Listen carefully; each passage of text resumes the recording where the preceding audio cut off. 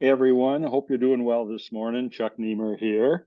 Working on the second video I'm putting together as part of my preparation for learning and preparing and taking the CTSC exam myself. So for those who are seeing this for the first time, what I'm doing here is I've read the material, done the online quizzes, taken the exams and everything, looking for ways to get myself more confident. And one of the ways to do it is to pretend like I'm teaching.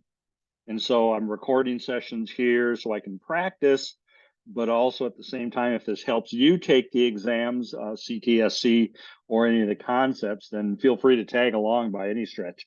I do want to remind everybody, I'll be doing this on every video, of course, is that this is all opinion piece based on what I'm learning. It's not a ASCM position, not using their slides on the screen here, and don't want to violate their intellectual property rights here. But it's a way for me to prepare, way to share the stories with you, and I'll probably use these same videos in my classes too. But what I wanted to capture here was the next section that the participant guide in the study material talks about is learning about the supply chain maturity stages. And so supply chains go through various stages. Specifically, we've identified 5 stages that supply chains go through. And, typically what we tend to argue here is that when you look at these 5 stages, we say, A, if you're going to do a serious transformation, you got to be at least stage 3. If you want to take a shot at getting to the top level, stage 5. More importantly, we also argue the position that says, look, if you and I are going to stay competitive in our supply chain, we've got to continually improve and upgrade our skills compared to competitors, or eventually we get left in the dust and get locked out or disintermediated. So it's important to know where we are, where we want to go, see what what the gap is, and work towards improving that. So let's walk through the 5 stages here. I'm going to share screen real quick for this one. And I'm going to get us over to our whiteboard here. And looking at the 5 stages here. So I got the whiteboard out. So in our material, we talk about 5 stages. And the lowest stage, stage 1, we talk about it being a supply chain that has multiple dysfunctions. And another way we look at it as well, when we get talking about it, let me check my note up here at the same time. We talk about this being as a reactive supply chain. So what's going on here is we're always, like it says, reacting to what's going on here. So there's no coordination of information. Relationships amongst partners are separate. Even internally, we've got our own definitions or goals, and we're all kind of working in our own silos here. So as it says, we got multiple problems going on, and the best we can do is react to everything. As we improve, as we move up to stage 2, what we call this is if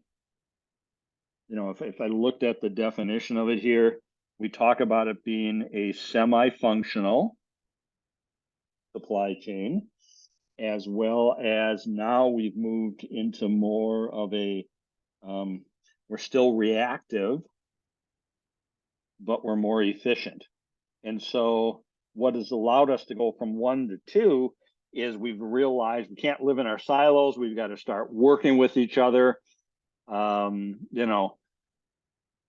have improved, areas are defined better, but we still tend to operate sequentially, and we're not collaborating as well as we could. Certainly, we're still within the 4 walls of our business, and we're not working with partners at all. Now, to get up to stage 3, which is argued, hey, you got to at least be here to be able to take on a transition. In stage 3, what we're talking about here is we now have a integrated enterprise, which another name is proactive efficient. So what's cooking here, when we're looking at this stage, is we've moved on and recognize that we want to look at processes as a whole across the supply chain rather than work moving through each individual function in a compartmentalized way across departments here. So we've at least reached the basics of thinking in terms of flows and processes. Now, to get up to stage 4, what we've got to start doing there is extending beyond the 4 walls of our business. You know, we're thinking of flows, but now we bring in 1 or 2 partners, either suppliers, customers, a touch of both. But now we've become not just integrated, but now we're an extended enterprise because we're moving outside the 4 walls of our business and we're bringing in our suppliers and our customers into the conversation here. So what this is called is a strategic, let me read my handwriting here, strategic driver supply chain, because what we're realizing here is by bringing in partners, customers, suppliers, combination of both, then we're starting to push the conversation strategically by thinking bigger picture.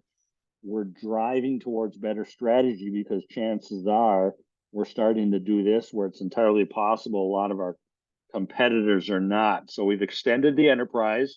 That's why it's stage 4, and we're becoming more strategic, driving our supply chain to take on more of a strategic role. The top level here, stage 5, okay, we call it a orchestrated supply chain. Okay, so things are very consistent. Things are very systematic. And that's what we call this supply chain, because now it's all realizing the benefits of all the improvements across the whole supply chain. We got a new model going on here. The channel master and the supply chain. If you look up channel master, that's the business with the biggest influence on the whole process. They're helping organize, orchestrating all our efforts, and helping everybody achieve a competitive advantage. And so in this sense, excuse me, we're very consistent in our habits across the whole supply chain now. We're very systematic in our habits, and we're orchestrating or managing proactively this whole process across the whole thing. A colleague of mine in the study group I'm part of said, hey, you know, you got to realize, Chuck, that maybe 10% of the companies will ever make it up to stage 5. So it's worth pursuing, because if you can do it, most of your competitors probably will not be capable of doing it. So it gives you and I some additional incentive to be able to go after stage 5. But as our material says, is look, we got to be at least here, stage 3, to really make a transformation. So we're looking at what are the things we can do to get up to 3, and then from there, initiating that project to be able to move towards stage 4 and stage 5. And again, if we don't improve, if we don't upgrade what we're capable of, especially compared to competitors, we're going to lose that business to our competitors. We're going to be gone. We're going to be out of business. And so if we want to have a shot at survival, excuse me, if we want to have a shot at survival, then these are the things that you and I have to be doing.